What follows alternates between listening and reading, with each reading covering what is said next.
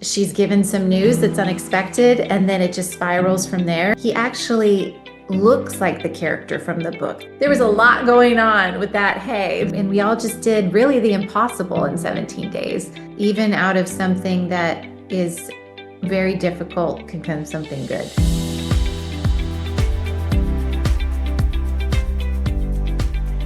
Hi, everyone. Welcome to the Heart in Motion podcast. I'm so excited to welcome Ashley Elaine to the podcast today. Hi, Ashley.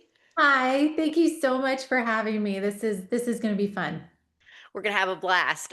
For those of you that don't know, Ashley not only stars in Where the Wind Blows, but she also produced the movie. The film is based on the novel by Caroline Fyffe. It blends romance, redemption. It has that great Western period piece feel that so many of us love. And it is already gaining awards, buzzes out there as far as all of the awards. We're so excited to talk about that. And I am so excited to welcome you to the podcast and hear about what this project means to you, both professionally and personally. So thank you for being here. Oh, thank you so much for having me. Yeah, we are super excited. We just came out last weekend with Where the Wind Blows.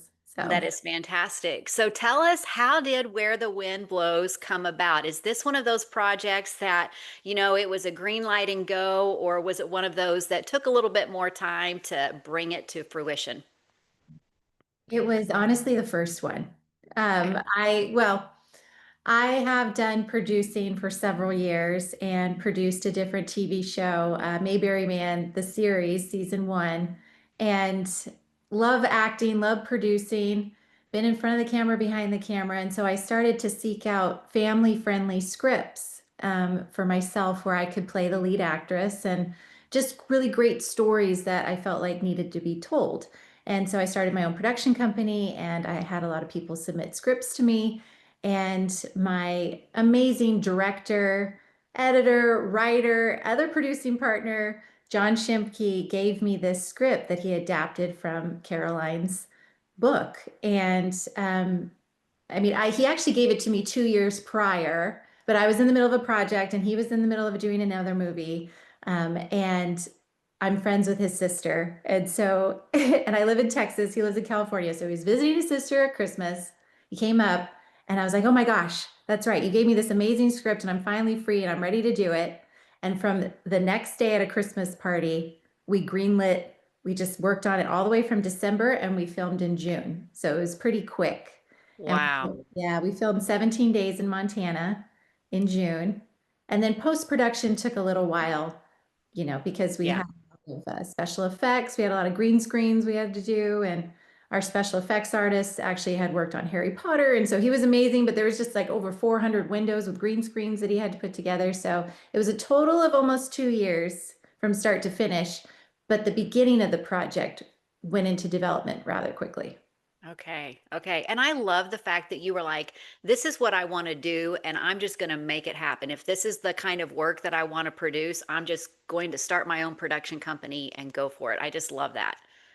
It's really difficult, Yeah. auditioning all the time. I mean, I love it, I do it, but it's rare that you find a project that aligns with this type of story that you want to tell, and Mhm. then you're able to be, blessed with being, a lead or in that movie in a prominent way. And so I just figured, if I really want this for myself, I'm just going to have to create the opportunity. So, Yeah. yeah. That's amazing. So, what did you want when you had the idea and you decided to go for it? What did you want the movie to accomplish for audiences or even for yourself as a storyteller? I wanted everyone to just have a feel-good movie with a great story being told that was really cinematic. And so just putting all that together, I feel like we really accomplished that with Where the Mhm. Wind Blows. Took a Yeah. little while, but I feel like we definitely accomplished it. Well, even opening shot and just the music that plays up front, 100%. I'm like, you could sit in a theater and just watch this and just feel that. There's so many of those classic, epic, sweeping across the plains or the frontier. It had that feel. So I think you accomplished that. Well, Montana is absolutely amazing. That was my first time there. Oh, And yeah. backdrop of it, I just every day I was pinching myself that I was actually there. It's absolutely gorgeous. Did you Yeah. guys film all of it in Montana?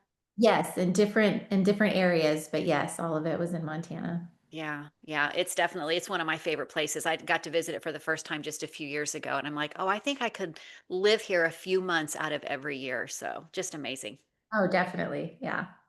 So, for anyone who hasn't seen Where the Wind Blows yet, how would you describe the movie in your own words? What kind of journey are viewers in for? Well, it's an 1880s romance, so it's a period piece. It's a romantic western, and it's based off of the acclaimed novel by Caroline Fyffe. And it's just a lovely story about hope and faith and resilience, and honestly, about love. Just, I mean, I think they're just going to take this journey in an unexpected way for all the characters to experience all those things.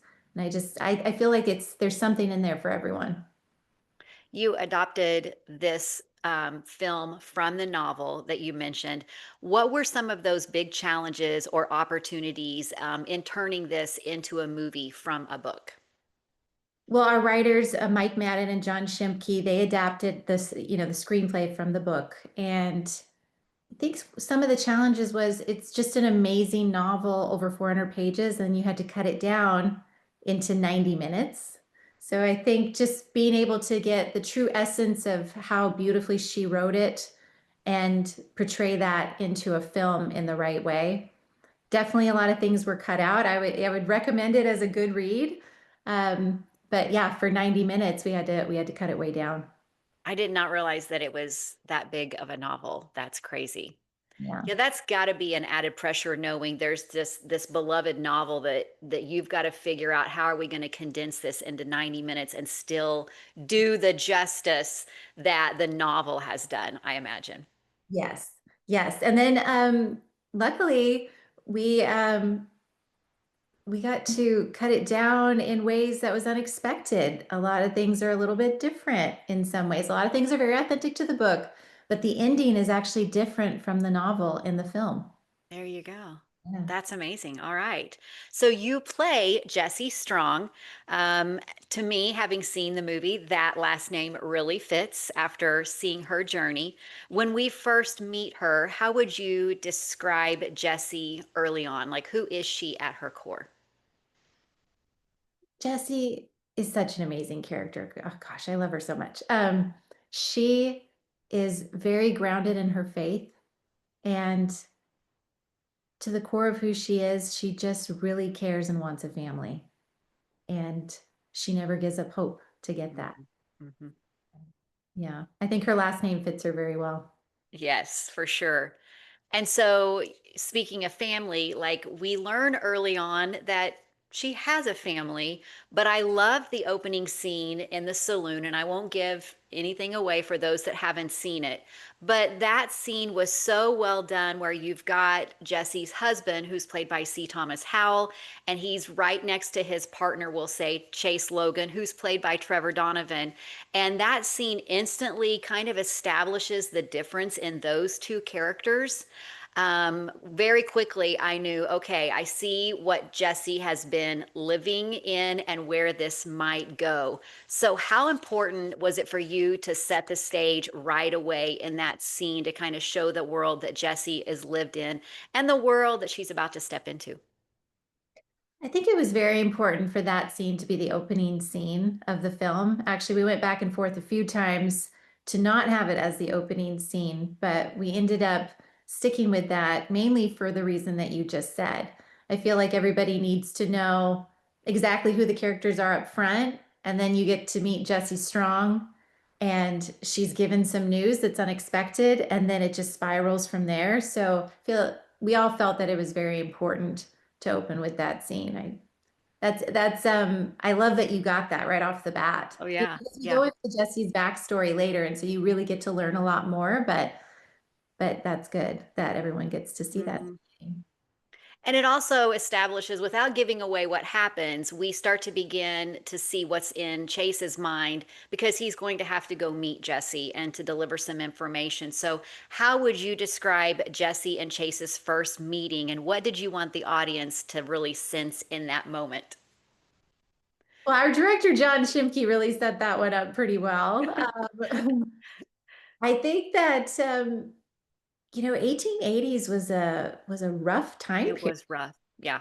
So from the opening scene, in the beginning, you hear a voiceover of Jessie writing a letter to her husband who hasn't been home in a long time. So when Chase finally meets Jessie at the door, she greets him with a shotgun. But she lives out there alone. Yeah. She's alone on this frontier with this cabin. And so she doesn't know if there's a drifter coming by. She doesn't know who's knocking at her door. She didn't have a little peephole at her door. So, so that's how she greets everyone. There Yeah, were a lot of real moments in the movie that really depicted that time period really well. I mean, sometimes that time period can be so romanticized, but there's also this reality, and it was so well done. Like, no, that is what she's having to do, her response to be able to survive, especially knowing that she's by herself like that. So you cast Trevor Donovan as Chase, and he's already earned recognition for Best Actor at, is it Content 2025 or Content 2025? Do you know? content 2025. Content 2025. So, what made him right for the role? And then, kind of what surprised you about working opposite him? We had a lot of actors submit to be Chase Logan, which was so thrilling to see everyone that wanted to play this amazing character. And then when Trevor came across our desks, he actually looks like the character from the book, the way they describe it. So not only is he an amazing actor, but he embodies Chase as a cowboy fully from even the looks from that perspective. And so we just knew that he would just be the perfect fit. And something that was a little surprising is he's very playful. He has fun stories. He's very lively. Not that he wouldn't be, but he's just very fun. He's very funny. So, you guys had a great time when you were in filming. That's fantastic to hear. We So, had a great time. We had long days on set and we'd have a lot of laughs. So it was fun.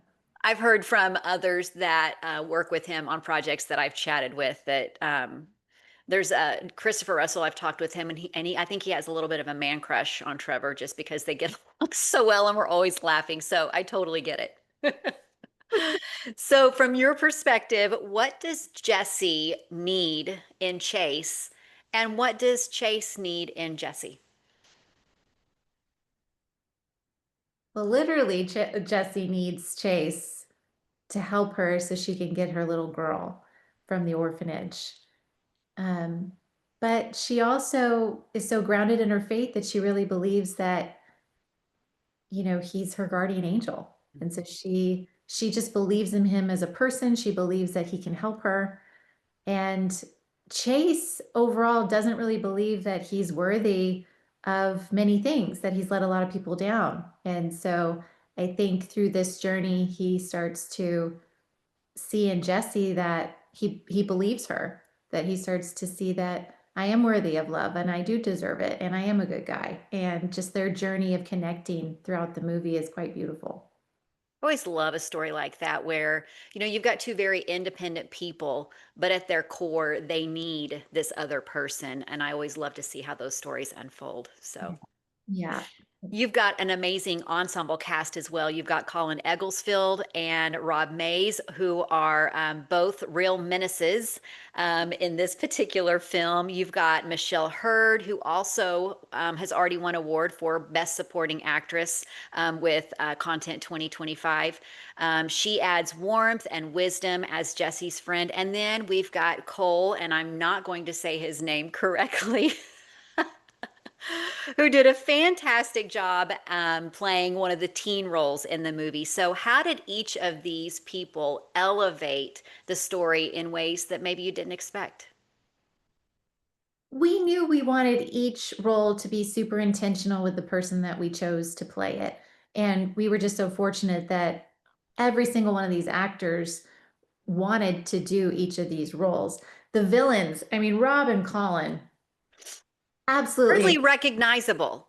I Hardly. know. And I think that they really enjoyed that because barely people know that it's them I because they're know. normally heartthrobs. They're very handsome. They're normally in this, that kind of role, and they just played it so well. They got into it so much, and they hung out on set together like they were actually brothers, and they're friends outside of that. And so it was really that was neat. They were really amazing villains. Michelle Hurd. Gosh, I learned so much from her. She is just the nicest, most down-to-earth person. And she is just so incredible. She knew exactly who her character was. And I think she just brought so much just into Mrs. Hollyhock. Everyone has just said that. Cole, as a teen actor, I immediately knew from his audition tape that that should be Gabe. He's just he's just so likable. I mean, his Hmm. style and but he's Hmm. so talented, and Yeah. he just fit right into that character. There's one scene at the end I won't give away, but it everybody that has been talking to me has been saying that has seen the film. It's where they get super emotional, and Hmm. it's from Cole and Trevor's I'm performance there. I know which one you're talking about. Yeah. together, and it does it to me too every time. But we were truly fortunate with each and every person that was in this film. Yeah. I remember when the first time I saw it, like Colin, I didn't. At first, I'm looking and I'm like, and I knew Colin was in the movie, and I'm looking and I'm like, oh my goodness, that's Colin. It was so like he was so disguised. I couldn't believe it. But I agree with you. Gabe, the character, was one of those. It's an amazing love story, but it's more than just this romance love story. And I loved seeing how Gabe's story fit into the picture and kind of, in a way, brought a lot of it together unexpectedly. I loved that side of the story as well. So Yes, it was so sweet. I can't wait for people to see the end. I know. Was there something from the book that you knew had to stay in the film, and maybe something that you decided to let go because it simply wasn't going to translate to the screen? The ending is different, and I don't know if I should give it away, but we tried to stay very authentic to the book all the way through. But all I'll say is that in the end of the book, I feel like it would change Jesse's story, and we didn't want it to go that direction because this is a part of an entire series of Yeah, books. And even though this film is only based on Where the Wind Blows, the first book, if it becomes successful, hopefully we could do more of the books. And so we wanted to all leave it open-ended to have Jesse's story not be the same as the book. And so we did leave that out. And I know I'm being vague, but yeah, the book it's is good. film, it's A different. little vague's okay. So you Yeah. wore two big hats. You were the lead and you also produced this. How did those roles intersect for you? Did being a producer give you creative freedom, or did it make it harder to separate performance from all of the logistics that needed to happen?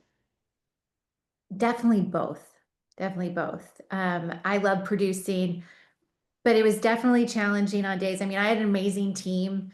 We have a few producers, and so luckily, when I had to step into the acting role, I did have them handle more of that. But there were some days on set where there needed to be some big decisions being made, and so I had to be pulled out a few times, and that part was challenging. Yeah. But I'm honestly, I'm always up for a challenge. So I learned a lot, and I would definitely do it again, and I plan on it. And but it is hard, I think, just getting back into the acting brain. If I had to be Yeah. put out for a business situation and then go back in and I have to cry, just it takes me a minute. Yeah. Yeah. Yeah. Was there ever a moment where the producer brain is saying this needs to happen and the actor brain is saying this needs to happen? Did that Yes, ever? and then I have to shut down the Yeah. producer. Like, back to being Jessie Strong. Just go back there. So you described this early on as a family film, but it definitely pushes some boundaries. It's still a family film, everybody, Yeah. emotionally and thematically. So and it's not necessarily things that it's. I know is it PG-13? Did I read that right? It Okay. is. It's Yes. definitely a family movie, but it's boundary pushing and maybe some things that you wouldn't necessarily see on your network style family movie. So, what boundaries did you want to push and why? Well, again, to be authentic to the book, this is the real story of all the characters. And so to cut part of it out, we thought about that. Should we do that because of possibly getting this rating or, to keep it more family friendly? But honestly, I think it is a lovely story with beautiful writing, and it just makes it more real and authentic feeling when you're Yeah. going through all this with the characters. And so I feel like we did a good job of making it feel really real and authentic, but not taking it too far and Hmm. keeping it true to the novel. Yeah. Well, and I would say from this side of it, watching it, is the PG-13 rating just maybe because of the violence? A little bit of the violence and a little bit of the subject matter. And I, I said on a different podcast, I was like, there's a little bit of kissing and a little bit of killing. There you go. There's But a little again, bit, there's a little bit of something, there's a little bit of something. But yeah, there's suggestive material in it, meaning just talking about subject matters that my character specifically had been through, and then mhm, and some violence. I mean, it's a Western, so yeah. there's a little bit of that in there. So But it was handled very well. It really was. thank you. So the Western romance space is a tricky one. Audiences want authenticity, but they also want intimacy. So what inspired the tone that you were going for in this particular movie? My director, John Shimke, and I, my other producing partner, we watched several different films. He would watch some and then bring it back to the table with me, and then I'd watch some and bring it back to the table with him, and then we collaborate and see. And also our cinematographer, Derek Bauer, had his vision as well. But for me, I watched the movie Hostels with Rosamund Pike and Christian Okay. Bale. I just feel like she was a really, and that movie is not family, it's not in the family-friendly PG-13 realm, but she just did such an incredible job, and she's just such a strong female that can hold her own and has been through so much. I took pieces from that character that she did and put it into Jessie. And then I watched in more of the epic love story realm, obviously The Notebook, but then Far from Mhm. the Madding Crowd. Oh, I, yeah. yeah, with Carrie Mulligan. I watched that a lot. And so we kind of pulled a little bit from each thing. I watched Lonesome Dove, I watched Tombstone, but we kind of just wanted it to feel, like you said, real and authentic to a Western, and then have Mhm. that epic love story. And what is the tone and the feeling of that? Montana is known as Big Sky Country. You're doing a period Western, you want that kind of epic feel. I have to say, the cinematography was stunning in this movie. There were a lot of those sweeping moments. It felt very big screen. Even watching it, I think I even watched it on my laptop, and I was still like, oh, this is really cool, right? How did you and your team achieve that epic feel? I know you said there was a lot of time that went into post production with having such a tight production schedule, but still saying, no, we are going to make it feel this way. That really, I give it to Derek Bauer, our DP, and John Shimke, our director. They did a lot of B-roll that you saw of shots of Montana with drones and different camera equipment, and they used anamorphic lenses, and they knew how to. That's their genius. Mm. They definitely achieved it. Yeah. Yeah, definitely. It's such a, I mean, it really just felt so much bigger than uh, I don't even know what to compare it to, but I'm like, this feels like it could go up on a big screen at any moment. So I think they achieved it. And let's talk about the music. Starts out with this amazing music. There is definitely, and it's not necessarily Lonesome Dove, because I can't even remember that music in Lonesome Dove, but it's that music that you always feel in those period Western dramas throughout, a little bit, of a love flair to it. So that was composed by Jason and Nolan Livesay. Is that correct? A little bit of Don Jordan. Livesey, yes. A Don Jordan Livesey. song is at the very end. Her new single, Save Me. Okay, yeah. So, how early did music enter into your creative process? And my goodness, like, are we going to be able to hear more of that music? Well, yeah, I absolutely agree with you. We were so fortunate to have Jason and Nolan. They did all original scores for the film, and they've worked on a lot of other, studio movie projects. And we're an indie film, so we were just so fortunate to have them do all the original music. It's absolutely beautiful. They're up for an award.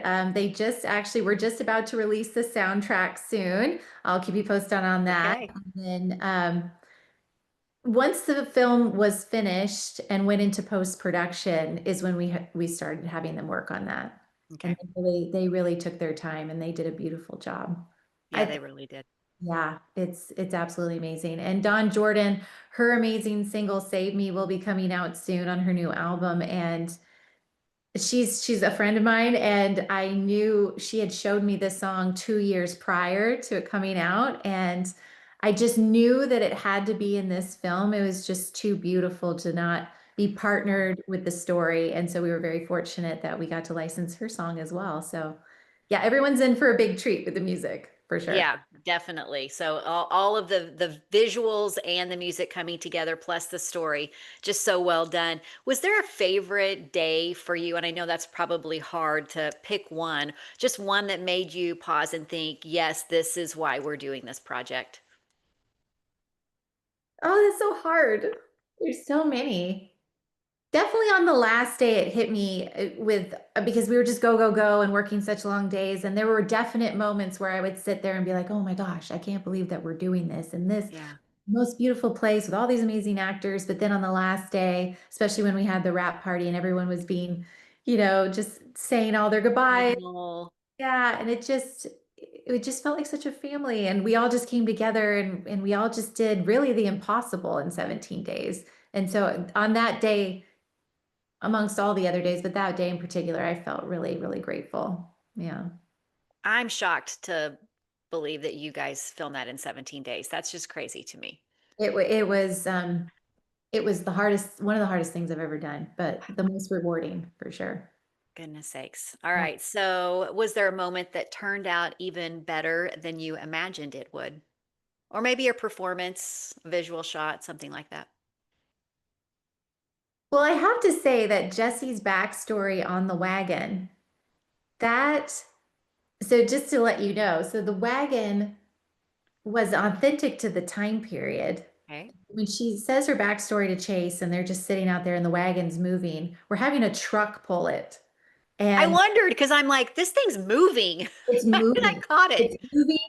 And the director's in the truck with headphones on, and I have a mic, and I'm thinking, I have all these authentic 1880s six-layer corsets with this microphone underneath, and we're moving. And I don't know if the sound is getting messed up. And it's a long monologue. I mean, it's It five is. pages. And you just have a camera dangling kind of in your face, and it's moving. And so you just have to trust that they're getting the coverage. And we only did 3 takes, 2 to 3 takes, and that was it. And they got it. So for me, especially, I'm the most proud of that because I think Yeah. that scene turned out really well. And especially in the conditions and just how it was shot, it was really unique. And most people have said that they really enjoy that as one of their favorite scenes in the film. Yeah, it was a great moment. Just, her, that vulnerability of her just opening up to him. But I got to say, having done some of these interviews and hearing all of these things that, when you're dealing with the elements, when you're dealing with the noise, when you're dealing with the animals, my mind was going, oh, that's going to be a lot of ADR. Exactly. Okay. Yes.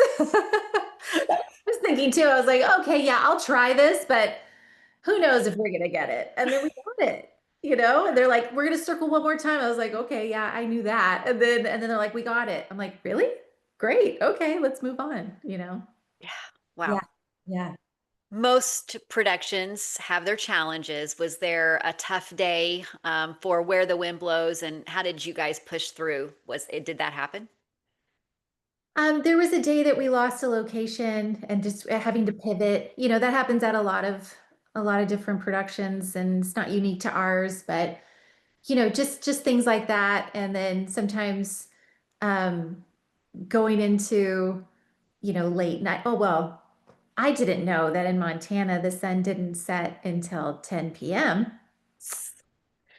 I mean, we planned around it, but for some reason, I don't know. I didn't really understand that I was going to go into hair and makeup at 11 o'clock at night. And then so that was, but and we'd work until 6 a.m., which is fine. But we had to wait until the sun officially set, and it was after 10 p.m. I Uh, remember that's so funny that you bring that up. My first time in Wyoming, right there on the Montana border, and I'm calling home and I'm like, it is 10 o'clock at night and I can still see outside right now. I said, it's dark, but I can still see everything. This is weird. So we had to wait until very late to start filming our night shoots. Yeah. Yes. Oh, going into the night. So, I read that the rain scene in costume was particularly intense, but maybe there was only one take. Can you talk a little bit more about that scene? Yes, our amazing costume designer, Judy, she had to give all authentic, fully custom made authentic garments to us. And, we're a smaller project, and Jessie had one red dress. And so it was supposed to be drenched. And so I got one take because we didn't have time to go dry the dress and, all the things. Yeah. And Yeah. very good. So I tried not to think about it. If I thought about it too much, I feel like I would have messed up. I just really tried to be in the moment of what she was feeling at that place. And yeah, I think it turned out okay. And you pulled it off. That's right. Any memorable behind the scenes stories or something fans would never guess from watching the actual film? I've been thinking about this, and I think there's one that no one would expect. There is a scene in the barn with Chase and Jessie, and what no one will know is that we started that scene at around 3 a.m. and the barn had to have fresh hay in it because, on location, it didn't have that much hay. Yeah. So 60 barrels of hay went in there and everyone got hay fever. Like where they couldn't even see, their eyes were getting all puffy. Everybody had to take a Claritin. And so it's supposed to be this really like romantic moment between the characters, and there was a lot going on with that hay. Everyone, the crew, me, everyone was getting affected by the overwhelming smell of hay. So no one would know that because it's Nope, you pulled it off. at 3 Now I'm a.m. going to go back and watch. That is fantastic. We talked a little bit about several of the awards or the nominations that are out there. Best Actress for you, that's a nomination, correct? Yes, thank you. Yeah. Yeah. Best Soundtrack nomination, Best Non-Theatrical Picture at the ICVM Crown Awards, which I think will those be 2026, right? That award ceremony will happen. Yes, it'll be in February 2026 in Nashville. Yeah. Okay, so how does that recognition feel? I mean, knowing that this is a project that you played a part in birthing and being a part of. Well, when I first heard it, we just had our two premieres. We had one for Where the Wind Blows in LA, and then we had another one in Texas.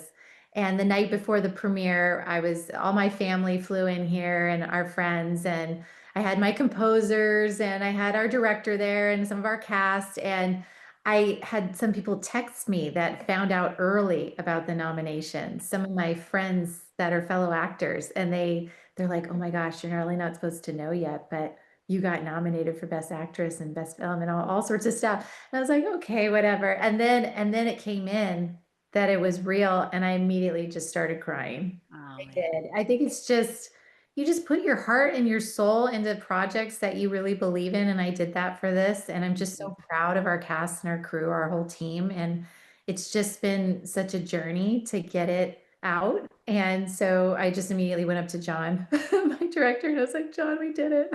Yes. Yeah. Yeah. Yeah. And that's got to be so encouraging when you're thinking, like you mentioned earlier, this is a book in a series, and you set this movie up for being able to continue that. So that's got to just add to that excitement of what could we do next with this particular series. Yes, that's what we're praying for. I hope that Yes. everyone enjoys it enough where they want to see more. And I think they will. Oh, yeah. Yeah.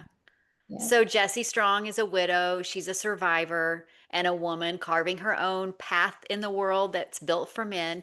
But she can hold her gun well. So, Yeah. what do you hope women watching this film, especially those in midlife or those who've weathered a lot of trials, take away from her journey?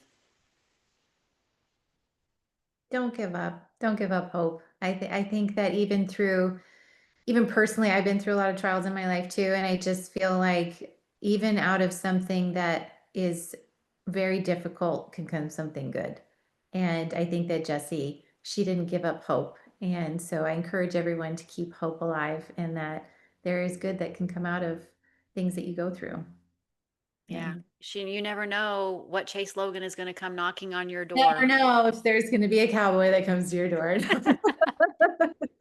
Or symbolically, will Yeah. right? Yes.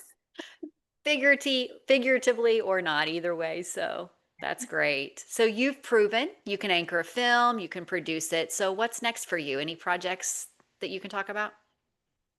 Well, I'm a part of the Mayberry Man franchise, and we're doing a third installment. We're going to be doing season two. So there was the film, and then there's season one, and now we're working on season two, which is exciting and again, family friendly. And then John and I are actually developing another rom-com. Well, this was more of a rom drama, but Okay. another We like those rom-com. too. Yeah. And that is an aviation script. And that's all I can say about it right now. But it's Meaning there's like a plane in it or it's about air. I'm possibly a pilot. Nice. All Yes, right. Okay. Possibly. possibly. Well, yes, possibly. I'll I'll leave it at that. Yes. That's great. So, what's still on your bucket list? Any type of story you want to tell or creative challenge that you'd love to take on? I'm really inspired by Reese Witherspoon. I think that she, is an actress, has her own production company, and she does a lot of films based off of books that are have strong female characters in it. And I think I I'm open to doing a lot of different types of stories, but I really am drawn to that, just like Where the Wind Blows. So I feel like I would like to continue in that space as well. Yeah. Yeah. And there's so many there's an audience for that. I mean, there most definitely is an audience for that. So that's exciting. Yeah. Yeah. So after living and breathing Where the Wind Blows, how do you want people to feel when those credits roll? I want them to have had such an amazing, cozy, cinematic experience that and just fall in love with the project and the story that they want to see more. I hope that when the credits roll, they feel like, oh, no, is that it? I want to see more. So Yeah. I'm hoping that that's what they take away from it, Yeah. especially if they want to see more of Chase and Jessie and the rest of the gang. So do you think that, I mean, knowing because I've seen it, do you have ideas in your mind about where, because so many times these book series, it's like different characters, but still in that same vein. Do you see new stories for Jessie and Chase? Yes, Okay. because I'm already in the other books reading them, and we're already coming up with some just, some ideas of how we would want it to potentially, you know, Mm-hmm. and Mm. if it becomes successful. But yes, there would be some new storylines in there, some new characters added in, but Chase and Jesse would be the heart of the film still. That's exciting. That's awesome. Yeah. Well, I want to thank you so much and remind everybody that they can catch Where the Wind Blows right now on Apple TV and it's on Amazon Prime, correct? Yes, it is. Yes, thank you so much for having me. This was so much fun, and I hope everybody enjoys the film. Thank you for helping spread the word about it. Absolutely. I mean, it's so important that we get good content out there that you can sit down and watch with your family. So when I heard about this one, I was so excited to be able to connect with you and hear more about it. There's so many people that follow this podcast that like a lot of the behind the scenes stuff and how it all comes together to celebrate, not only what we see on screen, but all of the work that goes on behind it. So thank you so much for giving us that perspective. Fantastic movie. I'm so excited to go back and watch it again, check out the hay fever moment. And Thank you. hopefully, we'll get to see more of Chase and Jessie in the future. Ashley, thank you so much for being here. Thank you so much for having me. All right. Bye bye.